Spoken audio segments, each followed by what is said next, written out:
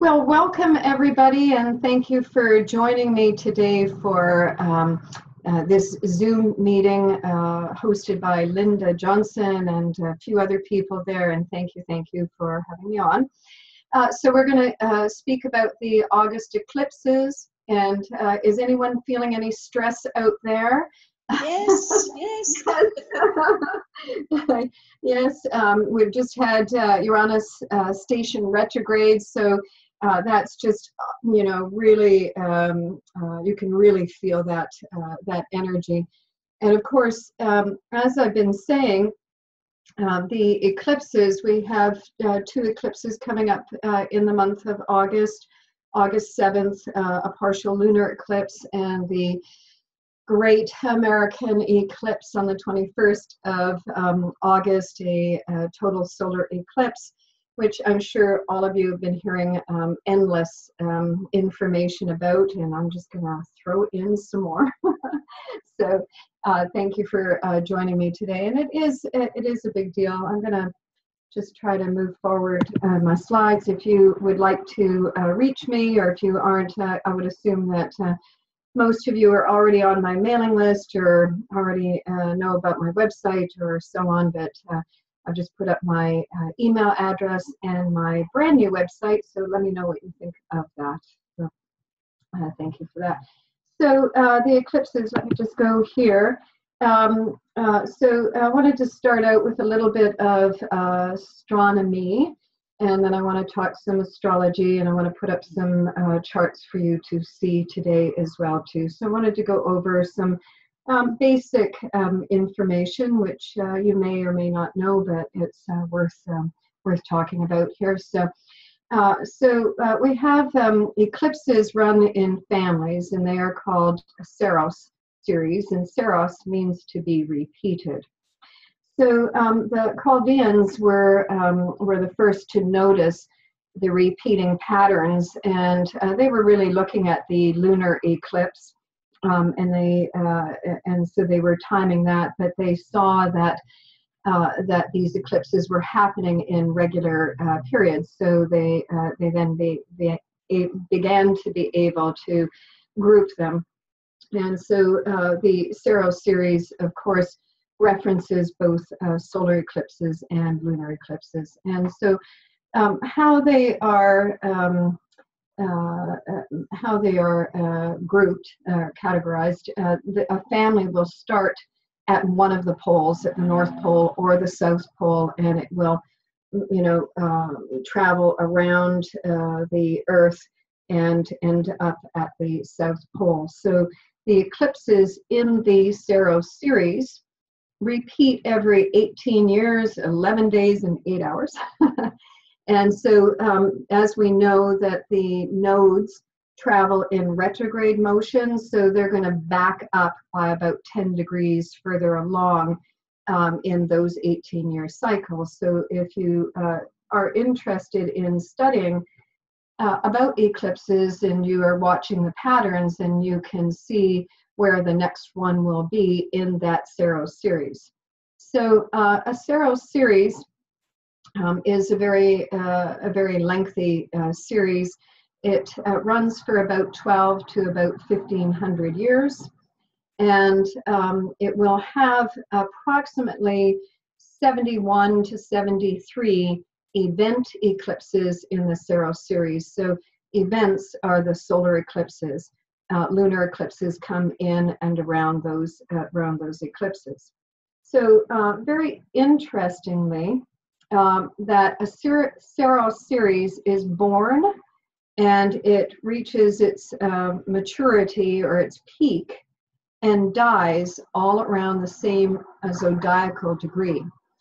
So that's quite interesting. It'll go around the zodiac 1.5 times in that range. And so as eclipses start out at either pole, it is said, well, they'll start out as partial eclipses, and it is said that when an eclipse happens at a pole, then its influence is global. It is a partial eclipse, and so it is a weaker eclipse. The more central the eclipse is, the stronger it will get to be. And as we move from one of the poles into the center, you'll have these partial eclipses, and you will start to have total eclipses in the center of that family. So as they are happening, going along, and so at approximately 650 years, that would be about the midpoint of the series. Then they are going to be at their closest. And if you look at your, I use solar fire, and if you're looking at solar fire, you know, and you're putting up your eclipses, you know, looking for your eclipses, you'll see up in the little corner there some information, and it will give you the information on the saros series, and it'll talk about the duration and the magnitude, and there's something called gamma in there. And if you notice the gamma, then that's going to give you an idea of how strong that eclipse is. So we have the eclipse, this total solar eclipse on August 21st, which is, now that series is series 145. It has 77 event eclipses, which is 77 solar eclipses. And the August 21st solar eclipse, total solar eclipse, is number 22. This series started, as you can see on the screen there, started on January 4, 1639 at the North Pole. This is the North. And it will end on February 2nd, 2883. I'll just read them out anyway for the sake of recording here. The ones that are most recent for us: 1909, 1927, 1945, 1963, 1981, 1999, 2017 this year, and the next one 2035 in this particular series. All right. So this this eclipse coming up on the 21st of August is at 0.4, I think it's 0.437 in terms of its gamma, and that's getting pretty strong. It's now the rest of the eclipses are, well, at least the next one, 2035, if we're still around to experience that, you know, will be quite strong, right? You know, so we're up in the ante every time along. So I just wanted to mention, as you can see on the screen here as well, two Metonic cycles. Metonic cycles are eclipses that fall practically the same date and same degree. They're 19 years apart, and they're not of the same saros series.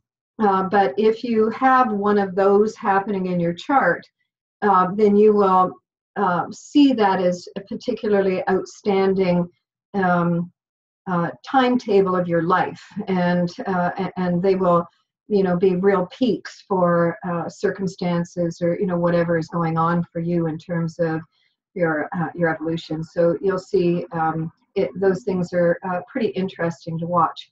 Now, at any given point in time, there are approximately 42 saros series that are active, and they are all at different stages. So we have a lot going on at the same time, and I think this is my next cycle. Yeah, here's a map which has, you know, some of the overlaps of the eclipses that we can see. So it is particularly of note when an eclipse path crosses over another eclipse path. So that is that's going to bring up something important. And eclipses are really important to mundane astrologers because they will look to eclipses for historical events, and they certainly are like clockwork. You can see all kinds of things. I'm not a mundane astrologer. I'm an evolutionary astrologer, and I'll say that Jeffrey Wolf Green never really placed much emphasis on eclipses, but indirectly he did, because eclipses always take place close to the nodes, right? In relationship to the nodes. Eclipses happen along where the nodes are. So we have the sun or the moon conjunct one of the nodes opposite the other. That is hugely important for evolutionary astrology, right? You know, so he did talk about them, but more in perhaps an indirect way. And I thought that this was an interesting screen to put up, and this would be quite interesting. The latitudes and longitudes, as you can see on the side, and these are a list of eclipses that are intersecting. The August 21st is the black line that you see, okay? And so we have a lot of eclipses that are picking up the energy, or that this eclipse is picking up the energy of a lot of those timetables. 1834, you know, it hits twice. What is that? I think it's 1562. You know, we can see these differences. They're color coded here, and that's pretty darn tootin' interesting if you like to do research. You know, that would be just a fascinating study, I think. You know, I think for those who've studied with Jeffrey and who have maybe looked at, Wolf was looking at the midpoint trees and looking at the geodetics in terms of looking to plot past life, you know, where you had been on the planet. Anyone know those head shake there? You know, and it is my, you know, I've never had the time to do this, but I've always felt something about these eclipses maybe being relative to that research. And that maybe some of these eclipses, if you ever spent any time doing those trees, because that was a very, it's an exercise, it's very complicated, but I think that if you then referenced where some of these eclipses might be, or whether any of them are relevant to those geodetic regions, then you might come up with something quite fascinating in terms of past lives on the planet and wherever that might have taken place. So an interesting thing there. This, by the way, this Eclipse 2017.nasa.gov /history-along-track is where I got that from. And if you want to go into that that link, you know, they've referenced a lot of historical things from the US, and that was a fascinating read. So I wanted to put that up there for you in case you were interested in taking a look at that. All right, so all eclipses are not equal. Okay, so a total solar eclipse is stronger than a partial eclipse. A solar eclipse is stronger than a lunar eclipse, and I have to kind of qualify that because a solar eclipse is going to be, the suggestion is that it is more event generating out there in the world, you know, that we can see things happening outwardly, and that lunar eclipses tend to influence our more personal and private life journey. So we say that the solar eclipse is stronger than a lunar eclipse, but I would think that if you have a lunar eclipse that is smack dab on your chart, that it's probably going to be a big deal for you. Okay, so, but anyway, that's kind of the way. And eclipses that include strong planetary configurations, a T-square, etc., is going to be more powerful. And when we think of a solar eclipse, you know, it's the sun. The sun is the life-giving force of our solar system. The sun is the life-giving force of your chart. So the sun supplies energy to everything in the chart, right? You know, so that's going to be a souped-up intensity that you have. for that, and that energy is going to be supplied to whatever is in the chart. So if there is a configuration, as there are with these eclipses for the month of August, then that is going to intensify whatever that cycle is. So if we have a slow moving transit, then one of the larger cycles, then the eclipse is going to punch up the energy there. All right. So and extras like a comet or so on, or anything else, like I don't use fixed stars particularly, but if you do, and an eclipse is going to fall on that, then that's going to give you a lot of information, right? Okay. So an eclipse halfway through their saros series is stronger than the start or the end of the eclipse. Why? Because those are getting into totals. And eclipse paths that are crossing densely populated regions tend to be more potent than those that don't. So we have an eclipse that is traveling over the entirety of the US. And the eclipse that is on August 21st, it's the first eclipse that's actually doing this coast to coast since before the US became a country. Now, there have been a couple of other eclipses that have been contiguous, which have meant they've gone through, some states, or gone through a number of states, but they haven't done it like this in an unbroken, right through. So, so this is the reason why, it's got this dub of Great American Eclipse. Of course, it's going to travel down to the top of South America, and it's got reference in Africa and so on. So it's going to, hit other places on the planet. But of course, it is centralized in the US, so a densely populated region. And that goes through all those kind of, well, anyway, I'll show you in the next slide.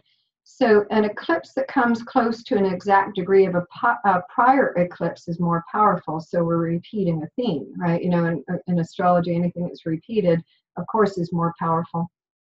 And then if you're looking at eclipses, if they are conjunct or opposition your natal sun, the ascendant or the MC are more powerful, can be more powerful than those that hit planets. That's a general.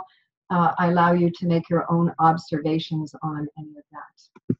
And eclipses, then, what's the flavor of an eclipse? Well, I don't know who coined the phrase of like on steroids, the newer full moons on steroids, but it's going to be, of course, a more potent, more dynamic new moon or full moon.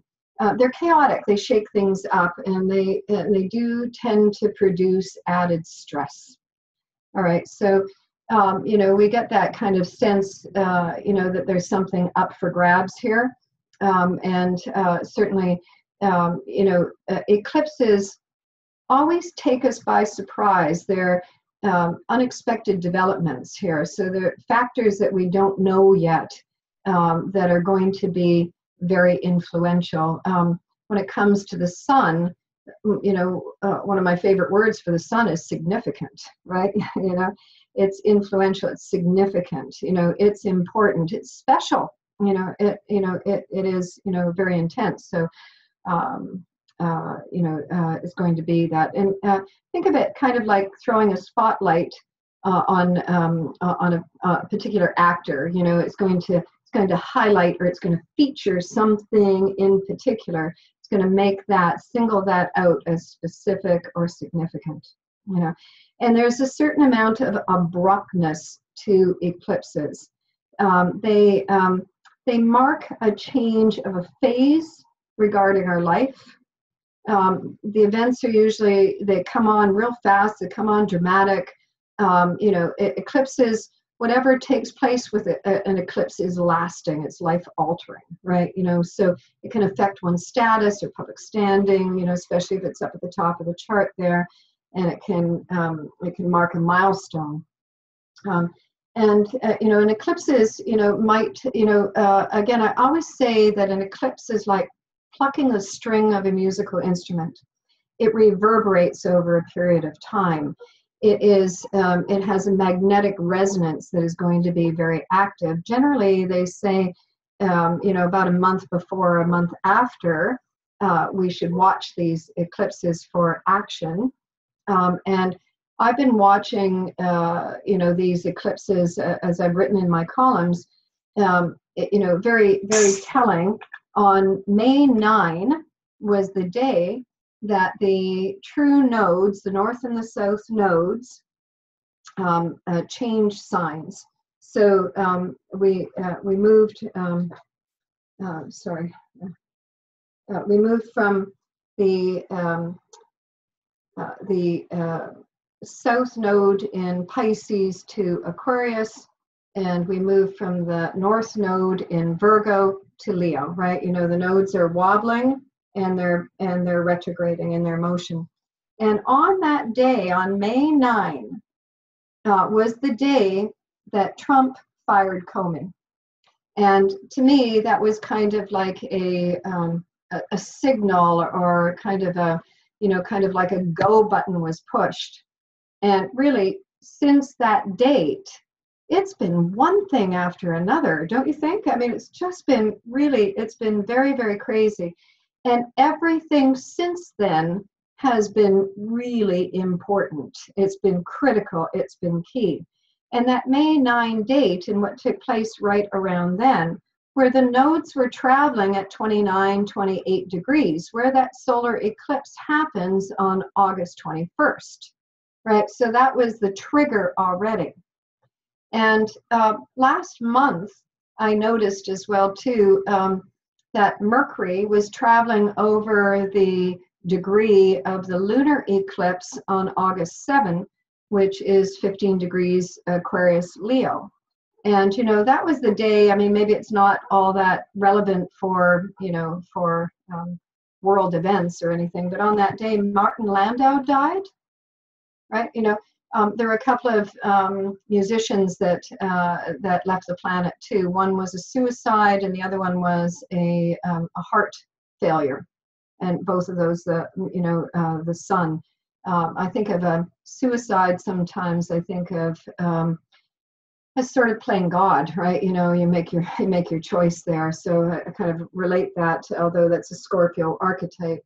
I do kind of relate it to that Leo Aquarius eclipse as well too. And of course, Scorpio squares that. But anyway, just if you notice, because the nodes are stimulating the eclipse, right? So that's going to keep going. Anyway, just to finish off my little slide here. So one eclipse can start it and another can finish it.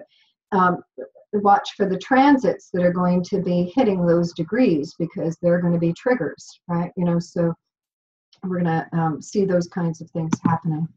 And here's just a look at the lunar eclipse for you. I have put this chart up. It doesn't really, this is just as demonstration. I put a 0 Aries on the ascendant because it's kind of easier to look at it that way with the natural houses. The moon is 15 degrees Aquarius, and the sun is 15 degrees Leo there. And this is on August 7. As I said, this has already been triggered over the past month or so,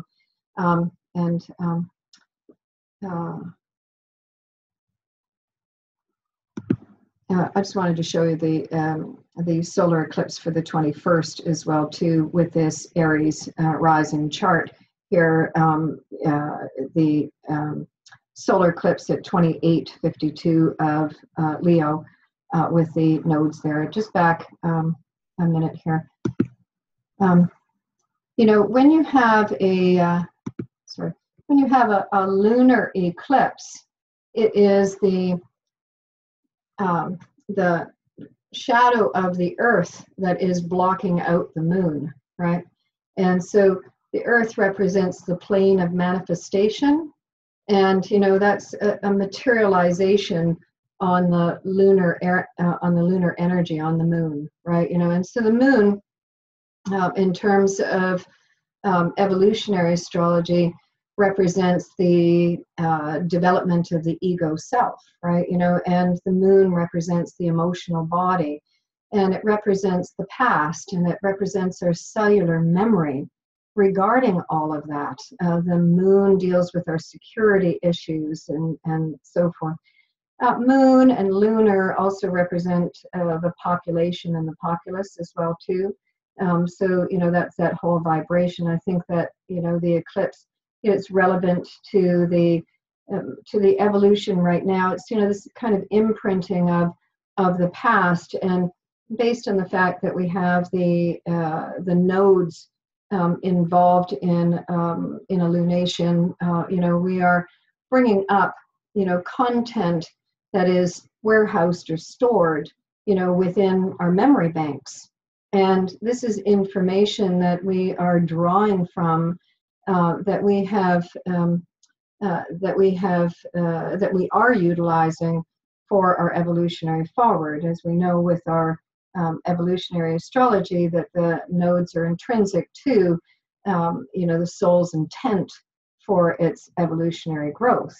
When we have an eclipse, a lunar eclipse, then this is an embodiment here. It's taking all of that content, all of that imprinting, all of those key issues, you know, developing the needs and the security pieces around that. This is about becoming conscious through the ego lens of that which the soul wants to bring up for analysis, bring up for review, bring up to accelerate evolution.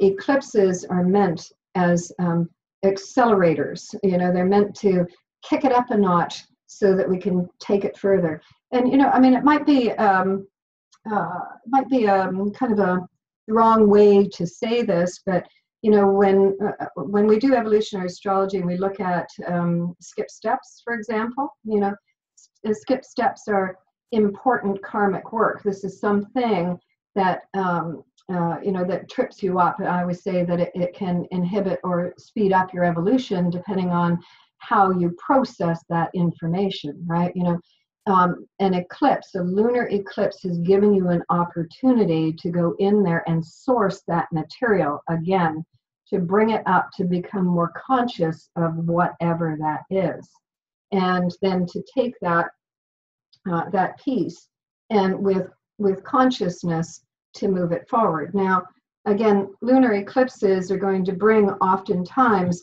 you know, that which we haven't really put our fingers on yet, that which we haven't really seen. And this is unconscious content that is being made conscious.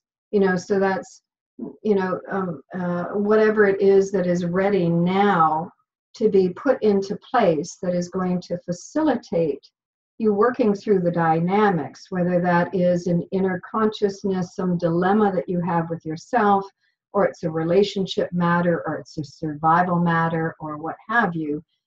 This is what the eclipse is going to bring up. It's, you know, it's kind of an interesting thing with this particular eclipse here, this partial lunar eclipse on August 7th here. And this is happening right now, you know, it's Aquarius, Leo axis, you know, the Aquarius theme here, you know, I think that this is really personalizing whatever the Leo piece of it is, whatever it is that's going on the planet. Like, everything is personal. Everything that's happening on the globe is affecting me, right? You know, it's affecting me. And these eclipses are really kind of bringing that up. This eclipse here as well, too, I have to say, when we look at this, you know, we look at the relationship of the sun and moon to the nodes, right? And what have we here? We have the moon at 15 degrees Aquarius, and we have the node at 24. So the moon is approaching that south node. It's in a balsamic relationship, correct? Right, you know, so this is, again, an Aquarius theme.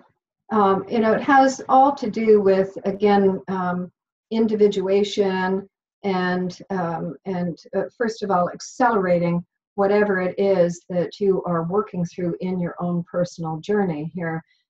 it is the moon in Aquarius is awakening something, right? You know, it's the great liberator, Aquarius, Uranus here. And so this is bringing something to life that has to do with your past and has to do with you gaining a larger degree of separation from, you know, when we have the South Node and when we have a Cancer archetype, and both the North and South nodes relate to the moon's travel. So this is all about the emotional journey. You know, it's very, very hard to do our evolutionary forward, you know. If you've ever been in a dilemma, you know, and you know that you should be doing something, and you know that the right path would be for you to choose A, but you keep falling back on B, you know, and you keep repeating your themes and repeating your themes.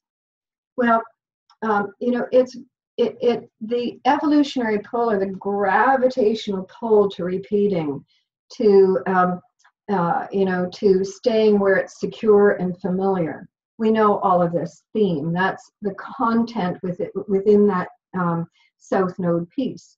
Aquarius is a statement, you know, there are many things to say about Aquarius, but Aquarius is an archetype, as we know, of trauma consciousness, right? You know, whatever that content is in there is an alive thing. It's a live wire thing.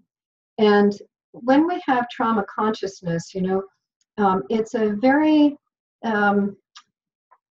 you know, it's a very forefront archetype. You know, when you've had trauma, it stays right up here. It stays right here in your chest. You know, it stays right there in your chart. You know, it's all blocked energy, right? And it's frozen. It's frozen. It's in a frozen capacity. This eclipse is meant to break that down, to break down that frozen material, so that it can create the necessary motion. And it will do that by bringing that back up to the surface so that you can see that. You know, with this eclipse, by the way, I don't know if I've got my annotate there. I wanted to, oh, there we can see this piece right here. This is Sedna. Sedna is the Inuit goddess, and her mythology is very long, so I don't want to go into too much around that. But her goddess, part of her mythology is staying in a frozen state. And this eclipse, the transing nodes have been working their way with Sedna to bust up the concrete, to break what is frozen and to bring it back to life, which is a very interesting thing going on with this chart. So the moon is balsamic to that South Node, and it's going to awaken something in you. And, you know, I would think that the dilemma for all of us is, how do I set myself free? How do I move myself in a new direction? I want to reinvent, right? You know, I think we're all looking to do that. I want to be free of this. I want to move myself in a new direction. I want to see myself as a new person, and I want to have a new life, right? You know, I think that we've all got that going. And if you're very happy with your life, congratulations, then we'd like to see more of that, you know? And so one way or another, we have to take it up. You know, this is, you know, the Leo Aquarius, it's about social relevancy, and it's about, again, you know, the upgrades. But I say that, you know, what's taking place on the planet right now, you know, Canada just had their census release, and in their census release, what they found was that a much larger percentage of the population is now living single or alone, which was kind of interesting thinking about this eclipse here, right? You know, so quite interesting on that. The Mars and Sun in this eclipse here as well too. Mars is the Sun has moved past Mars. It did so on the 26th of July. Mars and the Sun went new phase, and they are on a 2-year program. And they say that the duration of an eclipse is as much time as its duration. So it's 2 hours and 40 minutes for the solar eclipse. And you can expect that the happenings of whatever it is that is going to be the new trend for you with both of these eclipses will last for about that 2 years in that developmental phase. So, and another thing to say is that a lunar eclipse is always followed by a solar eclipse, but a solar eclipse is will come first before a lunar eclipse. So if a lunar eclipse happens, there's going to be a solar eclipse. If a solar eclipse happens, then it's followed by a lunar eclipse. In an average year, there are 2 to 5 eclipses. We have 4 this year.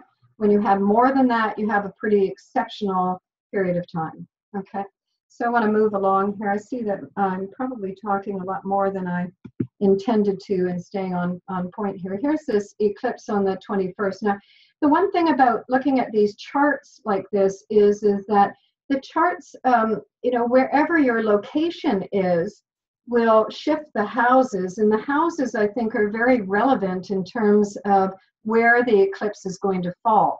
So if you have 28 degrees emphasized in your chart, then this solar eclipse is going to be a biggie for you. And that would be a conjunction, an opposition, or a square. You know, if you have that, if you have anything that falls at 28 degrees, then you will see that that's going to be quite dynamic. Now, when we have a solar eclipse, then the moon is passing over the sun, right? You know, so the moon obscures the sun. And I just thought about this, you know, the moon obscuring the sun, then, you know, what that moon is doing is it's absorbing all of the energy and all of the light. And I think about the sun and the moon as the past and the present. And I think of the two of those. So I think that, you know, when we have an eclipse, we have a solar eclipse, we have an abrupt ending and you know, and a new beginning. And so that sun-moon blend brings to culmination whatever it is that needs to be finished. And it begins something new. So when you look at this, first of all, if it's Leo, that's creator energy. So if you have a new moon in Leo, that's a dynamic new moon anyway, you know, because Leo is the creator archetype. And then you add an eclipse to that, and then you add an eclipse that is taking along Mars, and you have a lot of dynamism there, right? Correct? Okay. And then we look at the rulers as well too. So the ruler of the south node of this eclipse is Aquarius. And we look to find that Uranus, which stationed retrograde yesterday in Aries and will be retrograde until January 2nd, is in almost an exact trine to this new moon. So that's picking up quite a lot of energy, but Uranus is retrograde. However, Mars is teamed up with that eclipse as well too. So when you have Uranus retrograde, this is about getting more specific. The eclipse is going to be specific anyway, but the Uranus piece is going to focus in on something yet again even more specific and key. And that has been going since this last week of July, when Mars and the sun were teaming together until they got to new moon. So Mars and the sun were seeding for what comes next, correct? And so we watch these transits, but as you see, the lunar eclipse, the sun and moon were balsamic to the karmic axis, to the nodes. And here we have the sun and moon new phase to the north node. So between now and next Monday, when the lunar eclipse happens and the solar eclipse happens, we're going to see a lot of action. You know, we're going to see a lot of things take place. Mars is still balsamic to this north node. Do you see? So we still have some seeding and some planting to do with this. Now, I think if I have my dates handy, yeah, okay. On the 27th of August, Mars will conjunct the North Node.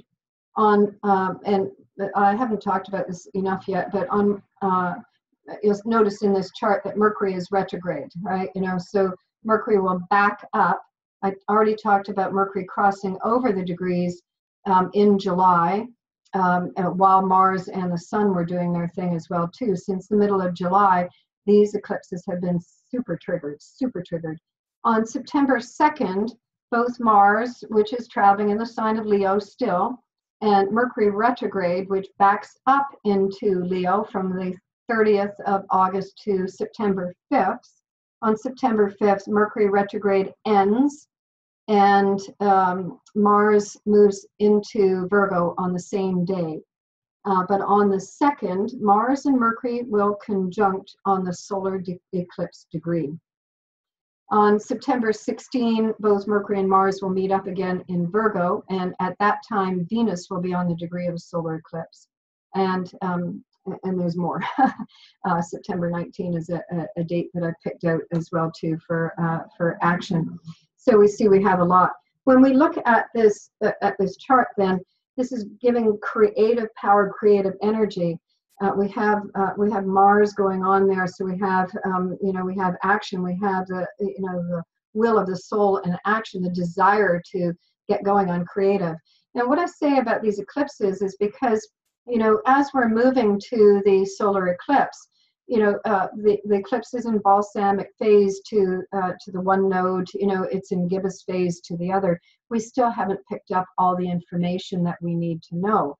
So, action in the days before the eclipse here, tend to be a bit jarring, and things don't go as according to Hoyle during that period of time.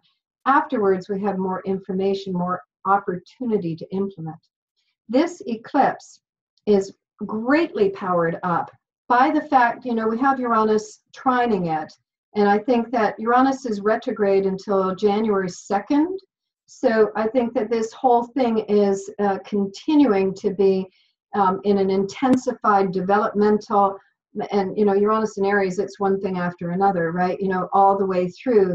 There's always, I'm going to say that the moment, the present is infused with dynamic potential at any moment. It could be anything, any moment, any moment, any moment. Could be your moment, could be it moment, could be the moment. So for you to stay poised, with these transits, to think, where is reinvention most desirable for me?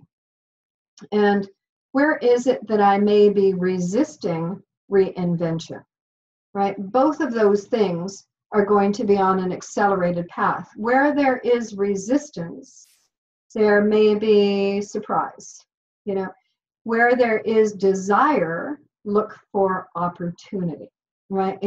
And desire, I'm going to say here, wait for that momentum to be built. I always say that, when an artist is looking at the canvas going, I think I should put green in because this season, everybody's painting their walls green. That's a flop, But when you are totally involved right here and go, oh my God, this is so great, let me do more of that, that's a way different masterpiece, way different masterpiece. So if you will have some kind of allowance here, this will be helping you to maximize on the benefit of the eclipse. I just wanted to say here, I was going to talk about a different way, but I'll just bring up an example. I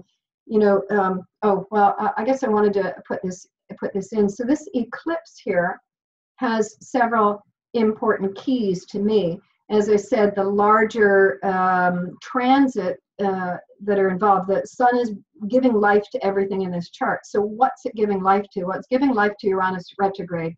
Let's cut to the chase. Let's get more specific. Okay. And again, the individuation aspect of Uranus South Node, the Mars is a separation archetype as well too. It's a lift and separate. And so I say lift and separate. And I think that we've been going along as a collective saying, oh my God, that's horrible, but, and we're just that's Uranus, Aquarius.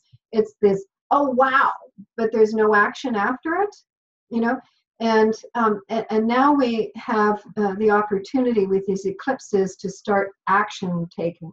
Now, the other big thing about this eclipse is the Jupiter-Pluto aspect as well too, which was you see it a little bit better on this on the on the August 7th date, because tomorrow, this is the 3rd of August, tomorrow on August 4, Jupiter and Pluto perfect the last of 3 such alignments. This is a last quarter. Jupiter, and here's Pluto up here, 17 degrees, it's retrograde of Capricorn. So Jupiter has been going all this way around, right? So Jupiter is now, sorry, I think I moved something here. I don't know what I did. Oh, I moved to that other chart there. I just want to back up. So Jupiter has now hit this 3rd quarter mark with Pluto. And so Jupiter in Libra, this has been, again, seeking knowledge, seeking information that is going to allow for more evaluation, Libra. And so that evaluation has been playing out in the social sphere, Libra. Okay, it's been all of that. And again, with that, Pluto deals with the nature of our existing reality, you know, the parameters, the limits, you know, where we feel denied, you know, and again, our relationship to external authority, right? You know, it's all that kind of dynamic. What have we been building? And since November of last year, and I think it was the end of April, I don't have the dates in front of me right now, is November, April, and now, Jupiter has hit 3 times a square to Pluto. So this is a big transit. So here we have this eclipse. We're still in balsamic in the August. We're in new phase in the solar of, you know, we've been information gathering, you know, since that time. That was shortly after Trump took office, right? Okay, you know, so we've got that, you know, we've been observing, you know, the Libra piece of that, and we've been evaluating, and we've been trying to make sense of it, and we've been trying to uphold the system in some way. You know, it's kind of the formula that says, well, we have to do it this way. You know, it's kind of like, I always thought of that second vote, like, why did the Electoral College have to go that way? Like, why? You know, because that's the way it's done, right? It's all those kinds of things. Well, Jupiter, Pluto at this 3rd quarter mark, you know, has gathered enough information. Pluto is retrograde, goes direct in September, you know, so we're still on kind of a developmental curve. So we've got that. Notice as well too that sorry, I better go to the next chart, to the solar eclipse. At the time of the solar eclipse, we have Ceres. This is Ceres right down here, if you can see me, 17 degrees Cancer, opposing that Pluto, 17 degrees Capricorn. Cancer, Capricorn, you know, angle here. This is, you know, Ceres and Pluto, you know, brother and sister, you know, they both held jurisdiction over the transformative process, over the underworld, you know, and Ceres fought her way to have her rightful dues, right? You know, so Ceres is pretty formidable, right? So whenever I see Ceres, I think of a new season beginning. And Ceres has been in a balsamic relationship with this Pluto. So as Ceres and Pluto oppose, they've got, you know, they've got to duke it out, these two here. And Ceres wants her rightful dues. It's in the sign of Cancer, which is, again, you know, wanting the safety, wanting the security, wanting to, you know, wanting to be able to, you know, have a life that we can build, right? You know, it's all those things, you know, so, you know, it's how we, you know, this is a new seeding time of great potency. And Ceres and Pluto are going to come together, guess when? 2020. I think that's your next election, but that's when, you know, all those planets are going to align in Capricorn, right? You know, so, you know, this is a new season starting of, you know, of what we're planting, and again, it is about restructuring in some kind of really potent way here, you know. So we've got that transit going along as well too. There's another cycle that I think is really important to this as well too, and that's the Mercury retrograde opposing Neptune. And you see it in this chart here. Mercury is 8 Virgo retrograde. It goes retrograde on the 12th of August and is retrograde until the 5th of September. And it is opposing Jupiter. Neptune, I meant to say. When it went retrograde, it was just a degree off forming that opposition with Neptune. And why is that so important? Mercury is such a slow, it's a fast mover, and why care about Mercury? Well, Mercury and Neptune were the rulers of the nodes, Virgo, Pisces. Do you see? So they haven't finished their chapter yet, and they come together on the 19th of September.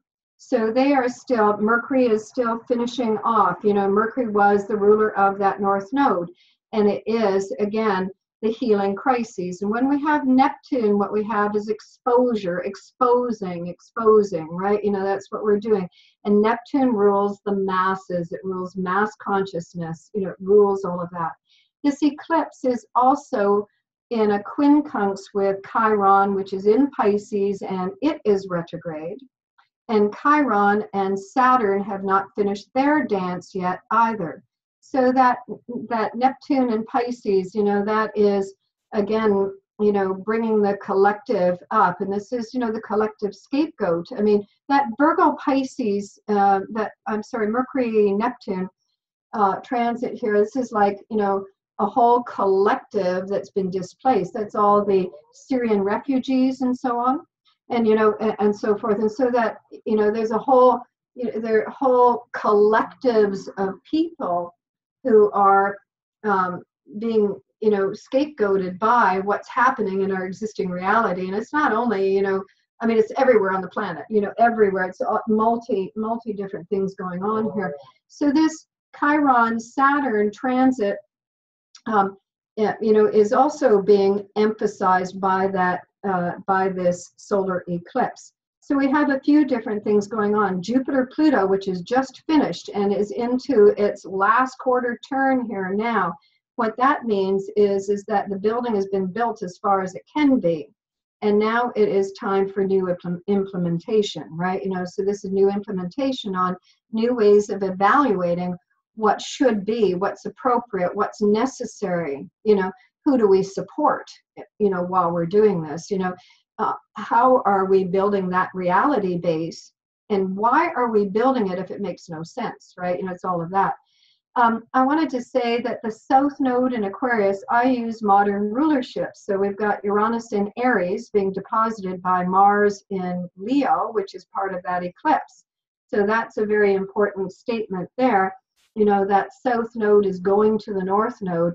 It is taking something from the past and bringing it forward for new implementation here, for a new implementations for a new consciousness to come in. That's what it is. And when that new consciousness, as that new consciousness, develops and is saturated, then the next step of that is being able to create in some new way. If we were looking at Aquarius's the traditional rulership, then we would be looking at Saturn. And Saturn is in the sign of Sagittarius, retrograde until the 25th of August, just a few days after this solar eclipse. And so what is Saturn doing? Well, Saturn is engaged in the larger transit of Saturn Chiron square. And also Saturn is, its rulership is Jupiter, which is engaged in the last quarter cycle with Pluto. So do you see how that comes in? And Saturn and Uranus are heading towards a trine. I just wanted to say that in terms of opportunity, this is an interesting little story here, a little sideline, what's happening in Canada right now in the news. Is that, Trump has done, written a new travel ban, or, a new ban for immigration, right? And that's one of the things with his chart.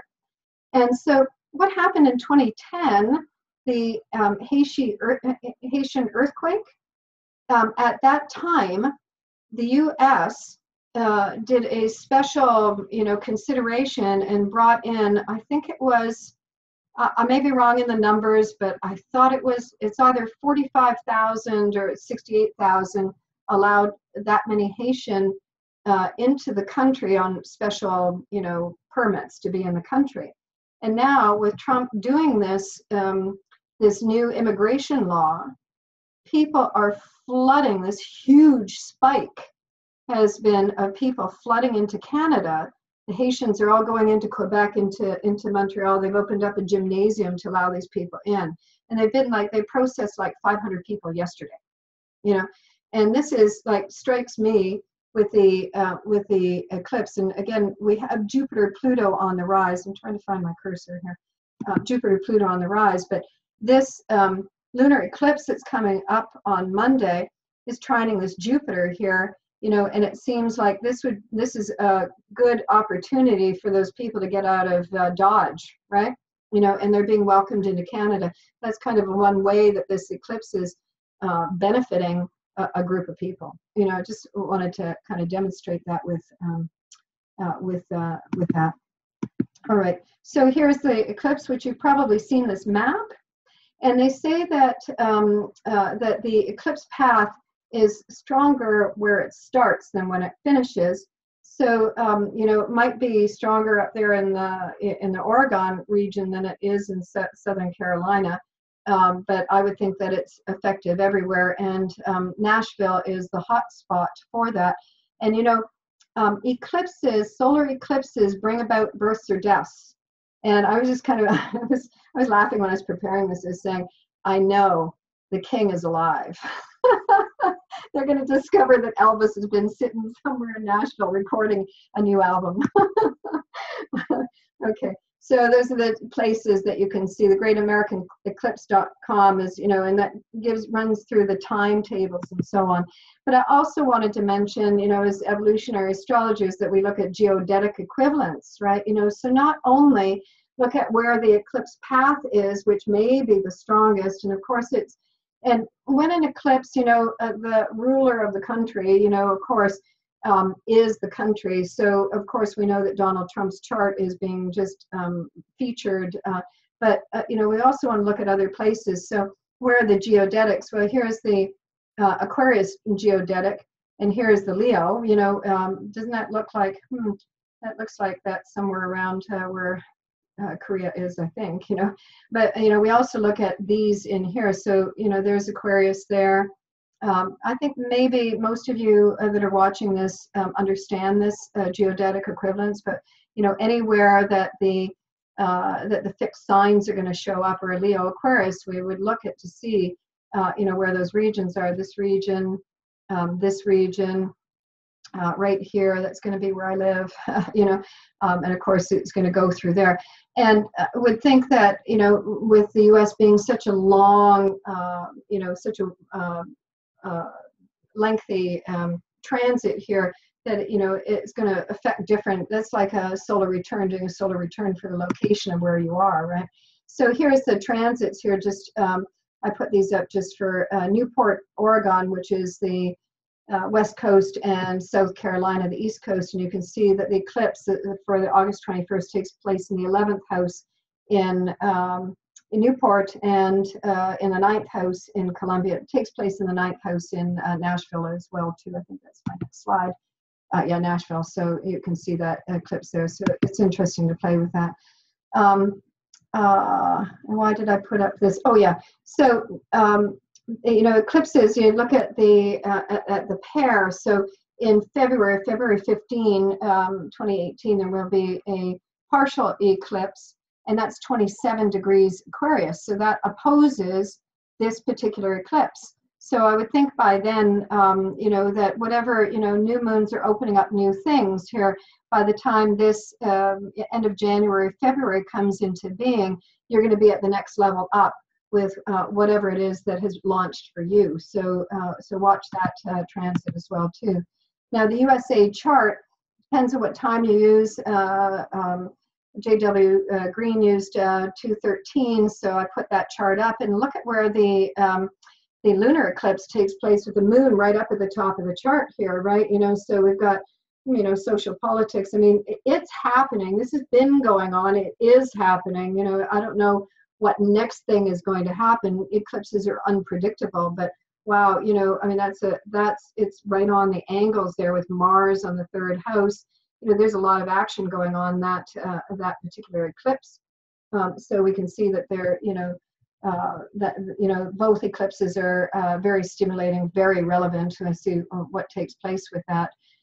Jupiter is trining that eclipse, and I understand that. And here's, oh, I meant to. Sorry, I'm going to move that over. And here's the the eclipse with the progressed wheel in the center, and I just put that because I noticed that the transit of Neptune is on the progressed sun, which again is exposure or something, again mass, and Jupiter is on the progressed Mars as well too. So there's a very active, lots of action on this chart, particularly the transit of Uranus on the progressed. Sorry, I hope you guys can see that fast enough. Transit of Uranus, which is trining the eclipse on the progressed Venus position, right? And moving right along here, the solar eclipse then taking place in the 4th house of the chart. So we shall see with this Uranus Venus transit. Sorry, down the road a ways here. I just realized that I've spoken a long time, and I see our time is running out. That's why I'm kind of running through these things a little bit fast. But the New York Stock Exchange, when we have, whatever's going on in the U.S. is going to affect the stock exchange, right? And I understand the Dow is really going up, right? So of course you're going to see that this is going to be effective there in some way. So, I'm sure that you've all looked at this chart here. Donald Trump, with the eclipse here. The eclipse is 28 degrees, his Mars 26, so the eclipse will have just surpassed that a couple of days beforehand, and then it's going to go to the ascendant. And we have this little thing called translation of light. So the transit picks up the energy from one and deposits it on the other. So that's that Mars energy picking up and going on to the sun. And we see that Trump is really pushing, right? He's really on his mission, I guess. This transit here, this eclipse, he's having a Venus return and he's having a Jupiter return at the same time. Interesting, and again, that Uranus is trining it from the 9th house. Look at Saturn. Saturn at 21:11 and his moon at 21:12 Sagittarius. And this Saturn is going to station 3 days later on the 25th of August. So that is, will he, will something put the brakes on this guy? We don't know, again, it's, there's quite a force going on there with that transit. And let me just see if I've got the next one to put up here. This is with the progressions in the center as well too. So you can just see that there's a lot of action going on there. His progressed moon is at 4 degrees of Leo. It's just surpassed the Saturn piece. It's on its way to Pluto. Again, we have tremendous things going on, and his sun has gone to 1 degree of Virgo, which is interesting because that should be a humbling aspect, but I think he's got more fight in him. I think he's going to resist.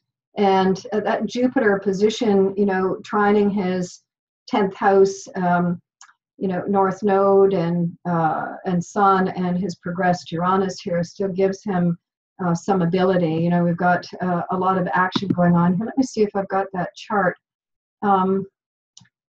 The lunar eclipse here, you see, is taking place in his 6th house just after his Ceres. Ceres is a resurrection piece. So something, could something come back to bite him? I don't know.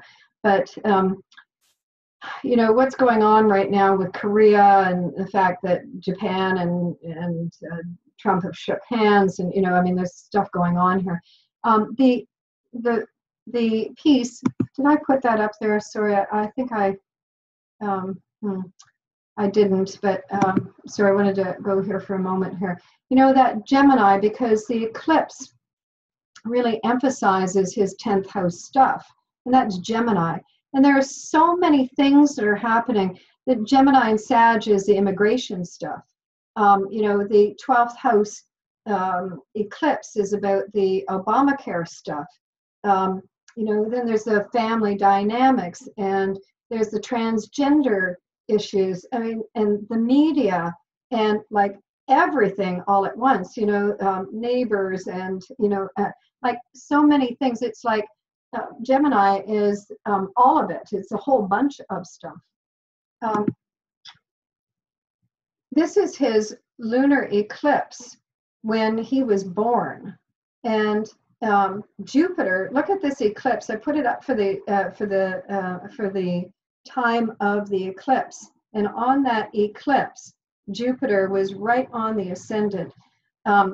Jupiter stationed direct 3 hours after this guy was born, right? On top of him having a lunar eclipse, right? And he's having the Jupiter return right now with that as well too. This is his chart with that eclipse. You notice that Jupiter, see the black S and the red S? You know, that's pretty interesting for that dynamic.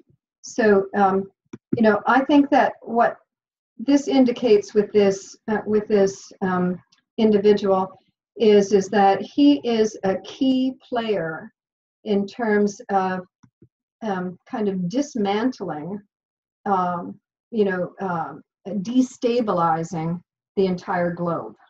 And because of the antics that are going on with Trump, it allows, you know, others to just kind of continue to do whatever it is that they're doing. I mean, this has been just a real, I think, gift for Putin, right? You know, he's been able to go up there and do his thing. You know, this person has really been a key player. Here's the New York Stock Exchange chart, by the way. Look at that, the eclipse. The eclipse is for the stock exchange here. Sorry, Uranus is right on this on the Saturn, and this takes place in the 12th house as well too. Jupiter return and so forth. I think we're going to see some action here. The node right on the Pluto of the chart, right? So you watch stock exchange is already making waves. The lunar eclipse. Watch the lunar eclipse. 15 degrees Aquarius, right on the Uranus of the New York Stock Exchange. Right. So lots of activity happening for this next week in terms of that. Vladimir Putin, you know, he's got the eclipses in his 10th house. Uranus is trining that. He's got Mars at 26 degrees Sagittarius. He's got a grand trine going on in his chart. The North Node is crossing over his Pluto. Mars is about to hit the midheaven. You know, I think he's in a power surge. I heard quite recently that he was going to elect himself president for life. So, you know, North Korea, we don't know. This is a chart. There's a lot of charts for North Korea, but that 28 degrees is the Saturn of North Korea's chart, right? See that up there? Okay. So interesting to see what takes place with this as well too. I just read something that said that Kim Jong-un is, you know, whatever he is, but he's not crazy, is what they said. So hopefully he won't push the button. We don't know his birth. We don't know if it is somebody, if it's 1983 or 1984. You know, just guessing, if it were 1984, it would give him Pluto in Scorpio, which would be very fitting. And if that takes place, if this is somewhat, we've got a noon hour chart for him. He's got transiting Pluto on his sun, that Ceres opposition here. You know, he's trying to reassert himself in some way. You know, there's lots going on with this chart. This 28 degrees, his Neptune is 29 degrees. You know, we just don't know what to expect out of this person, right? You know, so there's lots of action.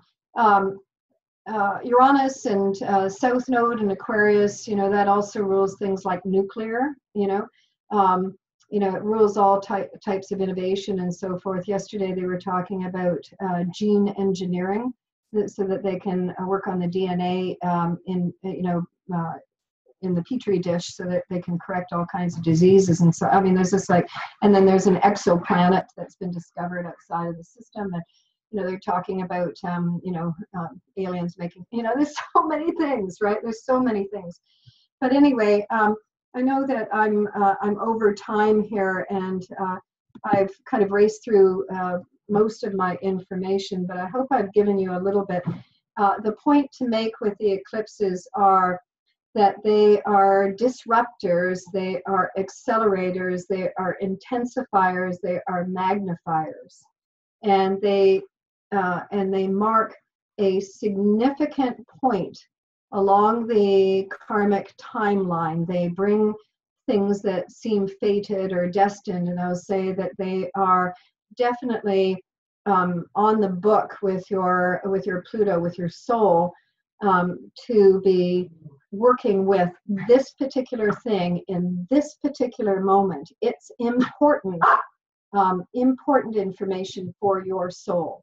And so this is something I would say with the Uranus in Aries retrograde might take some, well, it's helping you to pinpoint more and to cut to the chase. And the Mars-Sun conjunction talks about having, this is your time frame to really have more courage and to pick up the warrior energy.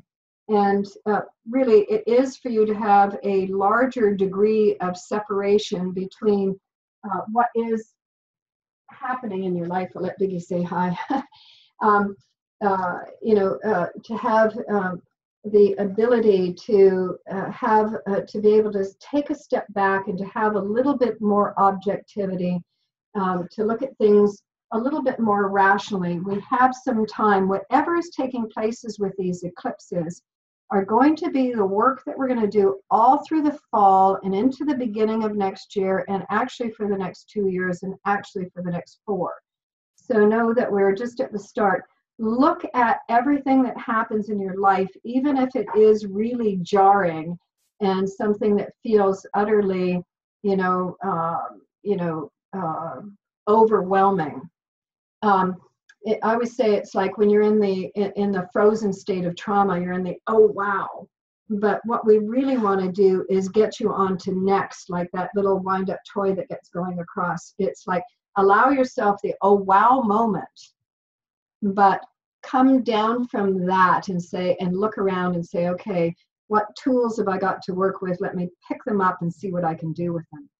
I'll just say that what I feel is this acceleration of time, and that the moment is very juicy for creative.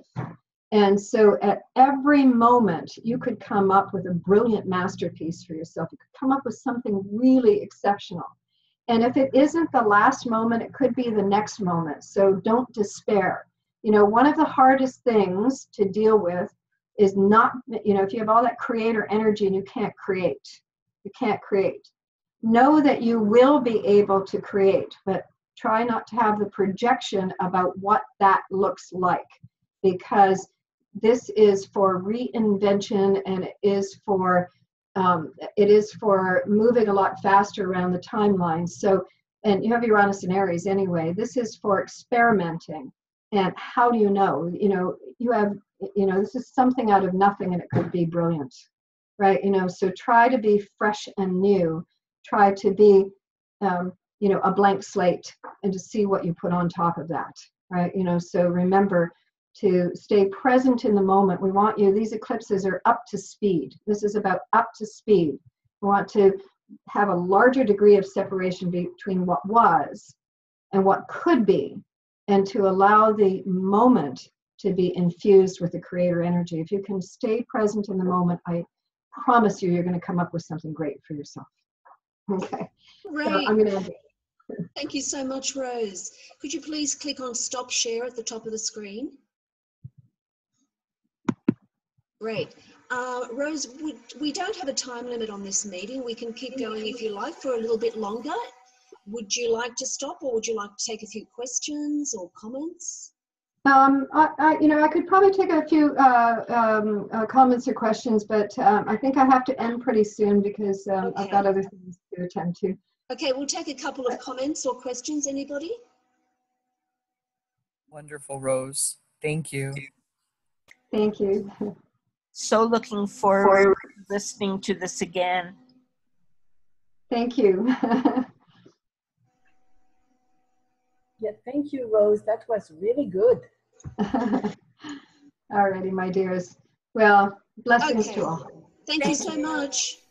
Good night. Awesome. Thank you. It was Thank you, wonderful. Brenda, too. Thank you, Rose. Thank you. Brilliant, brilliant. Thank you.